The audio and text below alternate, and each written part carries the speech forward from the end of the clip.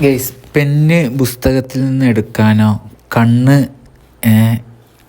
ഈ മൂവ് ചെയ്തുകൊണ്ടിരിക്കുന്ന ഗോൾഡ് റേറ്റിൽ നിന്ന് എടുക്കാനോ കഴിയാത്ത അവസ്ഥ. അല്ലെങ്കിൽ എന്താ ഞാൻ പറയുക, വീഡിയോ പുലർച്ചെ ഞാൻ ചെയ്യണ്ടെന്ന് കരുതിയതാണ്, പക്ഷെ ചെയ്യാതിരിക്കാൻ കഴിയാത്തൊരവസ്ഥയാണ് വരുന്നത് ഗൈസ്. ഒരൊറ്റ പോക്ക് നേരെ തന്നെ പോയിക്കൊണ്ടേ നിൽക്കുന്നില്ല എന്നുള്ളതാണ്. 100 എന്നൊക്കെ നെട്ടാൻ പറഞ്ഞപ്പോൾ 150ആയി. എന്താണിത് സംഭവിക്കുന്നത്? ഇന്ത്യയിലെ ചരിത്രത്തിൽ ഇന്ത്യയിൽ ഇങ്ങനെ ഒരു റിപ്പോർട്ടിങ് നടത്തിയിട്ടില്ല കേട്ടോ ഗോൾഡ് പ്രൈസിനെ കുറിച്ച്. അതായത് ഇന്ത്യയിൽ കുതിച്ചുയർച്ചലും മറ്റുള്ളതൊക്കെ പറയലും ഇതൊക്കെ ഉണ്ടെങ്കിലും ഇങ്ങനെ ഒരു ഉയർച്ച ഒരേ പോക്കിൽ എങ്ങനെ ഉയർന്നു പോകുന്ന ഇന്ത്യയിൽ ഇങ്ങനെ ഇതുവരെയായിട്ട് റിപ്പോർട്ട് ചെയ്തിട്ടില്ല. അപ്പോൾ എന്താണെന്ന് വെച്ച് കഴിഞ്ഞാൽ ഉയരെ തന്നെ നിൽക്കുന്നില്ല. അപ്പോൾ US റീറ്റെയിൽ സെയിൽ റിപ്പോർട്ട് ഇപ്പോൾ വന്നിട്ടുണ്ട്. 1.4% മാർച്ചിൽ ഉയർന്നു എന്നുള്ള കണക്കാണ് ഇപ്പോൾ ഏപ്രിൽ വന്ന്. അപ്പോൾ നിങ്ങൾ എന്ത് റീറ്റെയിൽ സെയിൽ ഇത് വന്നിട്ട് എന്താ സ്വർണ്ണവില മുകളിലേക്ക് ഉയർന്നു എന്നുള്ളത്? റീറ്റെയിൽ സെയിലിൻ്റെ മറ്റുള്ള ട്രേഡ് ടെൻഷൻ്റെ കാര്യം അവിടെ കിടക്കട്ടെ, റീറ്റെയിൽ സെയിലിൻ്റെ വകുപ്പ് തന്നെ നമുക്ക് വേണമെങ്കിൽ പറയാൻ പറ്റും. എന്താ അറിയോ, ഈ റീറ്റെയിൽ സെയിൽ എങ്ങനെ ഉയരുന്നത് വെച്ച് കഴിഞ്ഞാൽ സാധനങ്ങൾ ഭയങ്കരമായ രീതിയിൽ വാങ്ങാനുള്ളൊക്കെ കാരണമൊക്കെ എന്താ പറയുക, മാനുഫാക്ചറിങ്ങും ഒക്കെ കൂടാൻ കാരണം, അല്ലെങ്കിൽ മോട്ടോർ വെഹിക്കിൾസിൻ്റെ ഒക്കെ എന്താണ് റേറ്റ് സെയിലൊക്കെ കൂടുതൽ വരാൻ കാരണം ഇത് ഈ താരിഫിൻ്റെ മുമ്പ് പെട്ടെന്ന് ഒക്കെപ്പാടെ വേഗം പ്രീ സെയിൽ നടത്തിയതാണ്.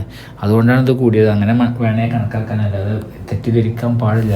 അപ്പോൾ ഗോൾഡ് ഉയരുതന്നെ 3338, 3339, 3340 ഉയർന്നങ്ങനെ പോകുക തന്നെ.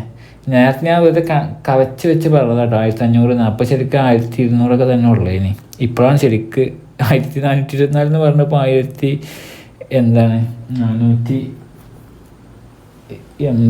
ആ റേഞ്ചൊക്കെ എത്തിയിട്ടുണ്ട് ഗോൾഡ്.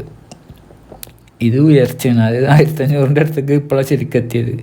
അതായത് ഇപ്പോൾ ഇതെന്താ അറിയോ, ഇപ്പോഴത്തെ അവസ്ഥ എന്ന് വെച്ച് കഴിഞ്ഞാൽ 7% ഉണ്ടായാലാണല്ലോ ഈ സ്വർണം വാങ്ങി വിൽക്കുമ്പോൾ 7% കൂടിയാലാണ് എന്താ ചെയ്യുള്ളൂ, ലാഭം കിട്ടുള്ളൂ. ഇപ്പം തന്നെ 3.4% വർധന, 3.46ആയി. നോക്കാൻ കഴിയാത്ത അവസ്ഥയാണ്. 3.46% വർധനവാ. അപ്പോൾ അതായത് GST അപ്പം തന്നെ 0 ആയി. പിന്നെ മേക്കിംഗ് ചാർജുള്ള 2% 0.4 കൂടി എടുത്തു കഴിഞ്ഞു. അത് ഗോൾഡിൻ്റെ അവസ്ഥ. അതായത് ഇത് വിൽക്കുമ്പോൾ 2% വേറെ നഷ്ടപ്പെടും. അപ്പോൾ കുറേ ആൾക്കാരുടെ കമൻറ്റുകൾ കണ്ടു. അപ്പോൾ ഞാൻ പറഞ്ഞു വരുന്നത് വെച്ച് കഴിഞ്ഞാൽ ഒരു 7% ഒരാഴ്ച കഴിഞ്ഞ് 2 ആഴ്ച 14 ദിവസം ആകുമ്പോഴത്തേന് ലാഭം വന്നു തുടങ്ങുക. അതായത് 14 ദിവസം കഴിഞ്ഞിട്ട് വിൽക്കുമ്പോൾ തന്നെ പ്രോഫിറ്റ് കിട്ടുന്ന അവസ്ഥയാണ്. പക്ഷേ വിൽക്കുന്നതോടുകൂടി അസറ്റ് നഷ്ടപ്പെടുന്നുണ്ട്. ആ ഒരു പ്രോബ്ലം ഗോൾഡിനെ സംബന്ധിച്ചിട്ടുണ്ട്. അതുകൊണ്ട് കാരണം പിന്നീട് നമുക്ക് വാങ്ങാൻ ആ പ്രൈസിൽ ലാഭം എടുത്താണ്ട് പിന്നെ വാങ്ങാൻ നമുക്ക് കഴിയുന്നില്ല. ആ ഒരു പ്രോബ്ലം വരുന്നുണ്ട് കേട്ടോ. കാരണം 7 മേക്കിംഗ് ചാർജും GST വരുമ്പോൾ ഞാൻ പറഞ്ഞു വെച്ച് കഴിഞ്ഞാൽ ലാഭത്തിൻ്റെ ക്വാർട്ടറിലേക്ക് കടക്കുന്ന അവസ്ഥയിൽ വരികയാണ് 14 ദിവസം കൊണ്ട്. ഇതിന് അറുതി ഉണ്ടോ എന്ന് ചോദിക്കുക നിങ്ങൾ. ഇനി ഉയരുമെന്ന് എങ്ങനെ അറുതി ഉണ്ടാവും എന്ന് പറയാൻ പറ്റും? ട്രംപ് 145 255 ചാർജ് താരിഫ് ഒക്കെ സ്റ്റക്കായി മാറും. ഗോൾഡ് ഉയരും. ഒരു കണക്കും നെല്ലും പതിരും ഇല്ലാതെ ഉയരുന്ന അവസ്ഥയാണ്. 70,520 ഇപ്പോൾ ഉണ്ട്. നാളെ 1500 അടുത്ത് കൂടിയേക്കാവുന്ന അവസ്ഥ. എന്തായാലും ഇനി വീഡിയോ ചെയ്യുന്നത് നിർത്തുകയാണ്. അത് അവസാനിക്കൂല. ഇതങ്ങനെ മേലേക്ക് പോയിക്കൊണ്ടേയിരിക്കും. ഇത് ഇന്ത്യയിൽ പണ്ട് പറഞ്ഞിട്ടുണ്ടായിരുന്നല്ലോ ഒരുപാട് മുമ്പ്, വർഷങ്ങൾക്ക് മുമ്പ്. അതാണ് ഇപ്പോൾ യാഥാർത്ഥ്യമായിക്കൊണ്ടിരിക്കുന്നത്. അതായത് 30,000 അങ്ങനെ എന്തെങ്കിലും പറഞ്ഞിട്ടുണ്ടായിരുന്നോ, 40,000, 80,000, 1,60,000, 3,20,000, 6,40,000, 12,00,000 അങ്ങനെ പോകുന്ന അവസ്ഥയിലേക്ക് വരുന്ന അവസ്ഥ പറഞ്ഞല്ലോ. അതിന് മുമ്പ് വേറെ എന്തെങ്കിലുമൊക്കെ സംഭവിക്കും. ഏതെങ്കിലും കറൻസികളിൽ ചേഞ്ചോ മറ്റുള്ള എന്തെങ്കിലുമൊക്കെ സംഭവിക്കും.